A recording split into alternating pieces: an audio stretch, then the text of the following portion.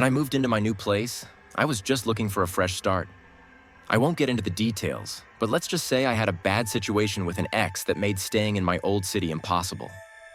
I ran into some money early in life and made some bad decisions about the kind of women I surrounded myself with. Lesson learned. The neighborhood I moved to is really nice. Low crime, quiet, mostly families. The houses here are really spaced out, which was partially what drew me there. But for some reason, the property next to mine is much closer in proximity than most of the other properties are to each other. And by the way, that house next door is huge. When I first saw it, I thought I could easily fit a family of 10. That's honestly what I assumed at first, that a big family lived there, great-grandparents and everything. But I could not have been more wrong.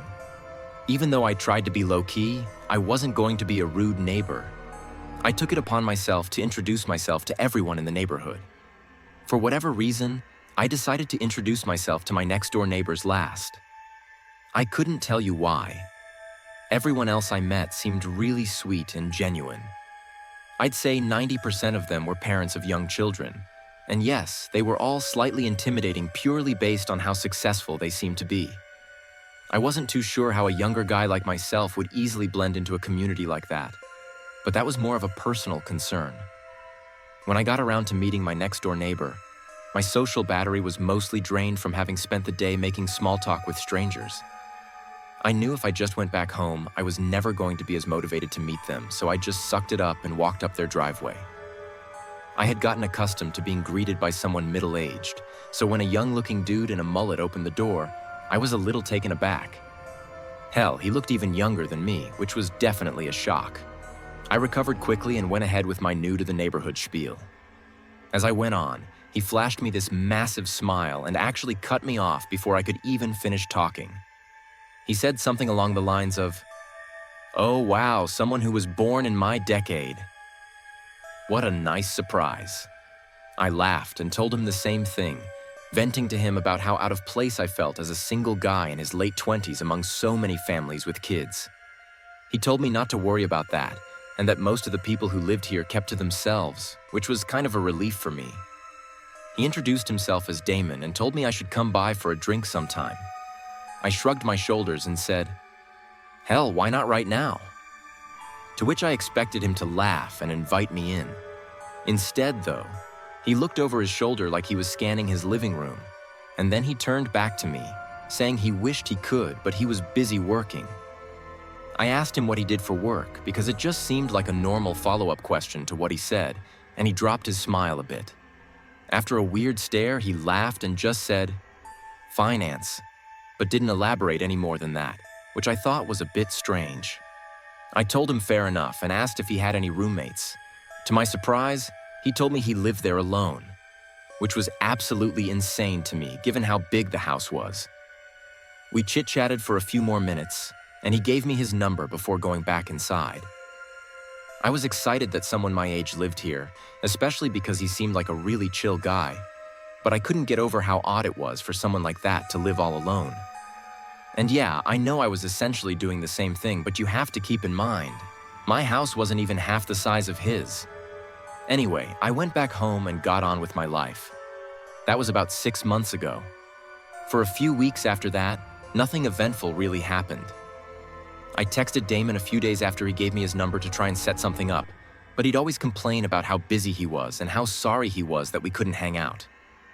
Eventually, I gave up with him. Not in a hostile way, just in a you do you kind of way. I'm definitely not the type of person to bend over backwards for someone who seems disinterested. I never saw anyone coming or going from Damon's place. No visitors, no parties, no girls, nothing. He never even got takeout delivered, which was strange to me because his car was always in the driveway. I genuinely didn't know what he ate because I literally never saw him leave the house. The guy lived like a ghost. I work from home, and the office in my house is on the 3rd floor, which overlooks Damon's property. If you're wondering how I knew so much about his living habits, I know it sounds obsessive and a little creepy, but his house was also just a glance away from my monitor, so I couldn't help but look over from time to time. One night, it was a Wednesday night, I remember that distinctly. I woke up around 2 a.m. to the sound of loud music. I sleep with my windows open, so that's probably how I woke up so easily. At first, I thought I was imagining it, or it was part of a really vivid dream I was having, but I was wrong. I got out of bed and peeked out my window, and there they were. 7 or so cars lined up in Damon's driveway. There was no mistaking it. He was having a party. Now don't get me wrong, I'm not the type to complain about some noise. I've been to my fair share of house parties, but it was the middle of the week, and the volume was insane. I figured I'd just go over, knock, and ask him to turn it down. I threw on a hoodie and walked over. It was a full-blown party. That much was clear from outside. I knocked on the door, but no one answered. I pulled out my phone to text Damon, but I decided against it, knowing he'd probably ignore me and give me some BS excuse. The following morning, I knocked on the door again, harder this time. Still nothing. I reached for the handle, half expecting it to be locked, but to my surprise, the door swung open. Inside, the first thing I saw was a pile of shoes in the foyer, at least 10 pairs. But there was something off. There was literally no one in there. I moved further in, expecting to see people in the living room, maybe the kitchen, but it was completely empty. There weren't even any drinks left out. I could hear people over the music that was playing in the background though, which I didn't understand. But then I really listened to it, and everything hit me all at once. It wasn't even music, really. It was a recording. A literal recording of people laughing, yelling, clinking glasses. The whole party was fake. All of it. But that didn't make sense to me. It still didn't explain the shoes or the cars. There were people in that house. That much was certain. I should have turned around right then, but I needed to know what was going on. I moved discreetly around the house until I saw a door that was slightly ajar. I gently pushed it open, and it led down to the basement. I'm not sure how I knew, but something told me what I was looking for was downstairs. It was dark down those stairs, with the exception of a very faint light coming from somewhere I couldn't see. There was no reason to go down there, I knew that, but I did it anyway. I got to the bottom of the stairs and looked around. The light was coming from another door somewhere deeper in the basement. I crept towards it, and as I got closer, I started to pick up on another noise I hadn't been able to hear earlier over the music. It sounded almost mechanical. It was this heavy, rhythmic grinding, like heavy machinery or a buzzsaw or something. I got a little closer, close enough to see through the crack. There were 3 people standing in there, looking across the room at something that was out of view. They were all older-looking guys, significantly older than Damon.